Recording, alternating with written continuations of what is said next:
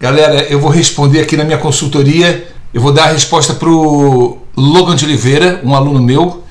Eu faço consultoria com todos os meus alunos do curso, converso com cada um de vocês. Vocês vão ver mais uma vez aqui. Boa noite, Marcelo. Espero que você esteja bem, que sua família esteja bem também. Hoje eu tenho uma pergunta muito simples, mais para efeito de conhecimento mesmo, tá? Me aprofundar nas informações da Bolsa e conhecer melhor sobre as estratégias. Eu queria entender quando e como você chegou à conclusão de que a sua carteira precisa ter 40% de fundos imobiliários, tá? Eu queria saber por que 40 e por que não 30, por que não 50, por que não 35 de fundos imobiliários. Eu só queria entender como você chegou nesses 40 e por que esse 40 te atende e não tem uma carteira com mais ações ou talvez até com menos ações, tá? Em relação aos fundos imobiliários. Essa é a minha dúvida. Um forte abraço, fica com Deus, meu amigo. Ele faz mais uma pergunta aqui. Agora, parando para pensar, me surgiu até outra dúvida. Marcelo, você já considerou montar uma carteira com 100% em ações? Se não considerou, por que não? Ou pelo menos com 90% em ações e 10% de fundos imobiliários. O que você acha de uma carteira montada nesse formato? Já que as ações, em geral, são melhores do que os fundos imobiliários.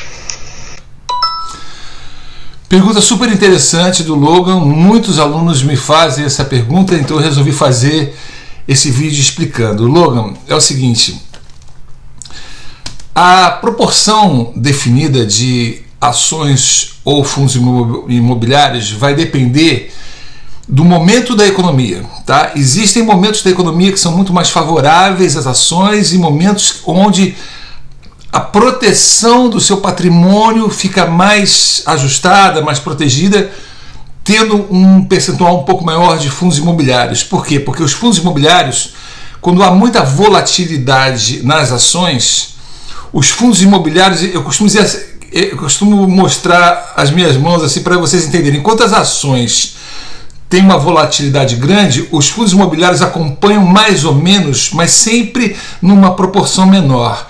O que significa isso? Quando sobe muito o mercado, os fundos imobiliários não sobem tão rápido, mas eles vão subindo. Quando a bolsa cai muito rápido, os fundos imobiliários acompanham caindo, mas caem mais devagar. O que acontece com isso? Você tem uma proteção maior do seu patrimônio. Mas ocorrem, por exemplo, momentos, eu posso exemplificar aqui, todos vocês que acompanham o Guia de Ações, principalmente quem está já há 4, 5 anos, sabe que em alguns momentos eu mudei a minha carteira, mudei esse percentual. E por que foi? Foram em função de momentos da economia, muitas vezes momentos políticos, nacionais ou internacionais, onde se percebe que existe um momento mais favorável para o crescimento das ações. As ações são muito melhores que os fundos imobiliários? Sim, elas são a longo prazo, tá? Tem gente que não tem a paciência de esquecer as ações lá e ficar com elas para sempre. Mas se você segue as estratégias do curso, entende a importância do investimento de longo prazo, as ações sempre vão te dar um retorno maior do que os fundos imobiliários. Foi na véspera da eleição de Bolsonaro, nós previmos e acertamos de que era melhor ter um percentual maior de ações. Por quê? Porque elas dispararam.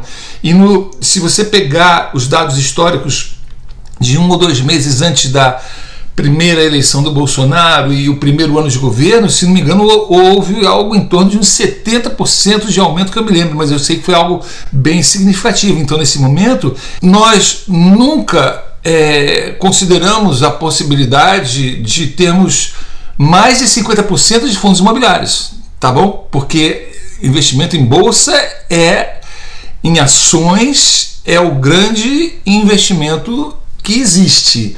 Eu tinha 3 imóveis que eu usava para alugar, mas eu sofria com a vacância, ficava desalugado, eu tinha que pagar todas as contas do apartamento, o aluguel era baixo, eu tinha que fazer reformas nos imóveis e dava um trabalho enorme administrar, e eu ainda pagava imposto de renda na ordem de 27,5%. Se você vai para o fundo imobiliário, você não tem nada disso, você não tem vacância porque está diluído num universo de vários imóveis bons. Eles fazem a administração para vocês, para a gente, por uma taxa irrisória, muito baixa, perto da rentabilidade que eles oferecem.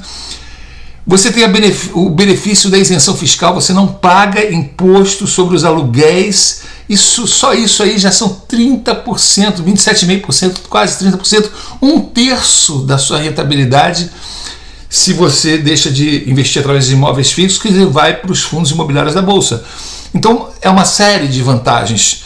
E eu que fui investidor de imóveis, eu vejo hoje uma vantagem gigantesca em ter fundos imobiliários, mas é preciso acompanhar, preciso acompanhar, é o que o Guia de Ações faz, o que está acontecendo nos momentos políticos, históricos, nacionais e internacionais. Por exemplo, na pandemia, as lajes corporativas de escritórios perderam muito e ficaram com uma vacância enorme.